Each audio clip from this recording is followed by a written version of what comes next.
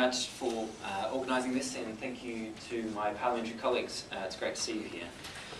The issue about the TPP is one of transparency. It's about making sure that the people, the citizens of all of these countries are aware of what's being negotiated.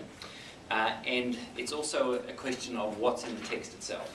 On the issue of transparency, we're told by the negotiators that you can't possibly do a negotiation in public.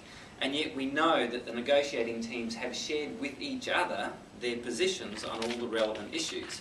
The only people who don't know the position of the New Zealand government on issues, for example, of IP, or haven't officially been told, are the people of New Zealand themselves. The other governments are aware of the New Zealand government position.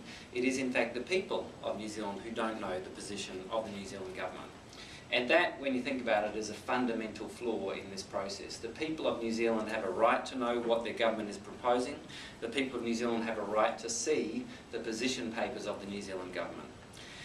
Then there's the question of the content. We've seen a lot about issues of whānau, for example, and intellectual property, but I think there's also the issue of the investor-state disputes clauses, which are fundamentally important.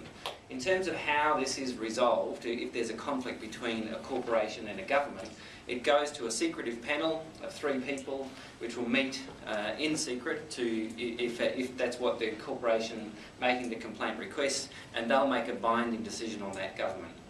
The cost of these decisions could be in the order of hundreds of millions of dollars. Some of the other decisions that have been made by these kind of panels have cost governments hundreds of millions of dollars.